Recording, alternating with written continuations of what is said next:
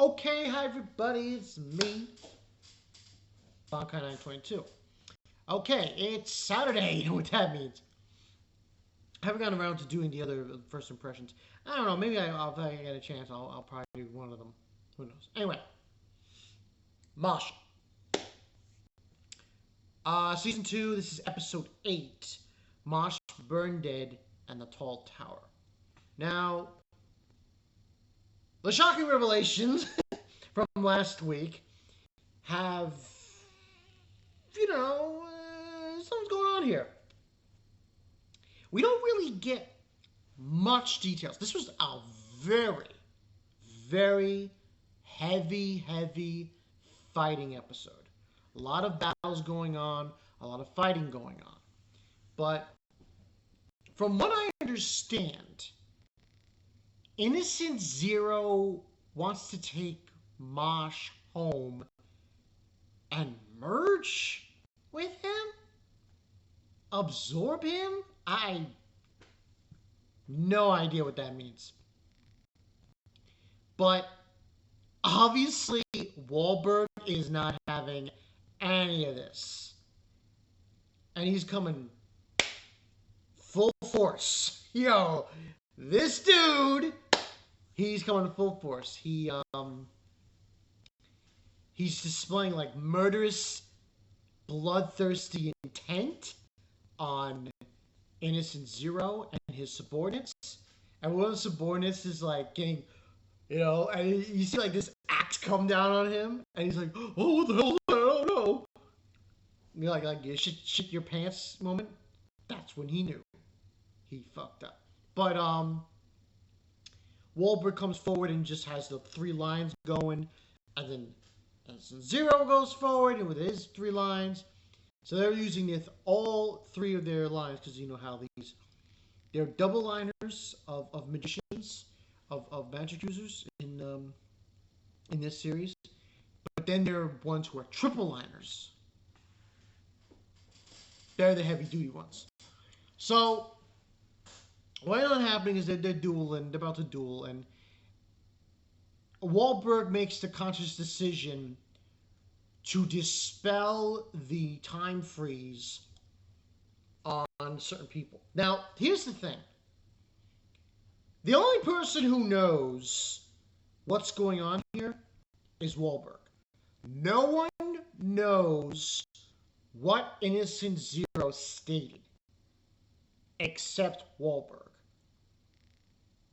Not Mosh, not the guys from the Visionaries, Martel and that other guy. Not even Mosh's friends. They don't know. The only one who knows is Wahlberg. Now, they all get released, and they all have to help fight these creatures that are coming out of the ground that I believe Innocent Zero brought through. Now, everyone's taking care of business. The Divine Visionaries are getting involved. Cleaning house. There was one guy who's part of Innocent Zero's crew, of his allies. It's a funny thing. It was hilarious what he did. Anyway, so what ended up happening is they're taking care of these zombified creatures that are coming out of the ground, and then Mosh makes a beeline for the guy who we saw at the end of season 1. I believe his name is Cell? War Cell? He's outside of the arena, so Mosh has to go through the gate and actually confront him. Which is a whole different kind of thing, because he basically doesn't remember him.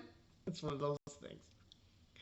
But that occurs. That happens, later on. But most of the battle is this pursuit of everyone fighting these zombified things until this one dude shows up who's part of Innocent Zero's allies.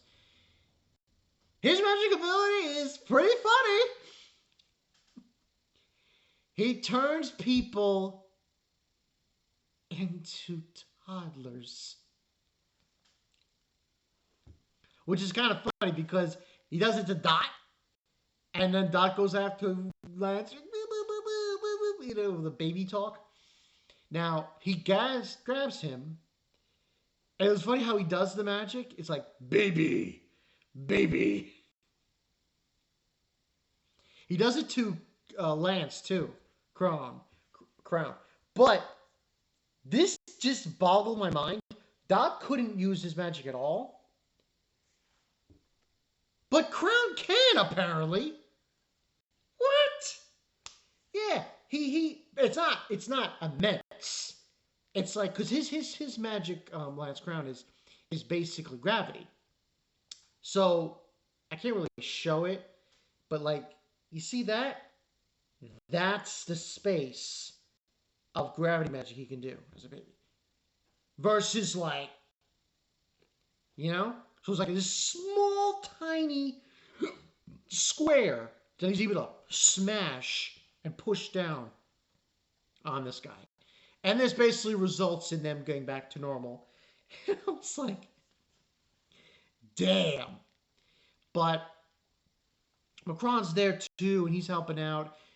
Then we go to the actual fight between Mosh and Cell, and he gets so pissed that he doesn't remember who he is. Oh man, it was hilarious. And he's throwing those projectiles he did in the end of season 1. And Mosh is literally, well, first he kicks the tower down. Like every section with a kick. And then he starts throwing those projectiles at him as he did in season 1. But Mosh is running on top of them. And then he punches him in the face. Now this fight's not over. But that's what he does. Now, while that's going on, we get the fight between Innocent Zero and Wahlberg. Now, the thing about Innocent Zero is I'm having a hard time understanding what exactly... You see, the problem I'm having here is why does he want Mosh to be part of him? Mosh doesn't have any magical power. I don't really... I'm having a hard time connecting the dots here. Because the thing is this. Mosh was left in the middle of a field. And his grandfather, well, not really his grandfather, found him. So, I'm a little confused about the whole situation. Because this whole plan that he wants to become basically a perfect human. Mosh, what does he have that he needs? It's weird. Unless it's more along the lines of because of his training, Mosh, that comes into play of being a powerful human and so on and so forth. But the fight actually that's going on upstairs, well, in Sky, between Wahlberg and Innocent Zero starts up in a very interesting way, where he brings up this forbidden spell. Because his deal is, Innocent Zero, I think his deal is time and the undead. Because those creatures were conjured by him, I believe. But you take a look at his wand, and it's literally a clock dial on the wand. So he has this clock show up, and then this thing rises, and it pulls out, and you see a coffin with chains around them. I don't know what this means, but next week is going to be very, very impactful with this fight. We also get the other visionary. What's his face? That other visionary. I forgot his name. The guy with the blonde hair. Let's get his name. Roa.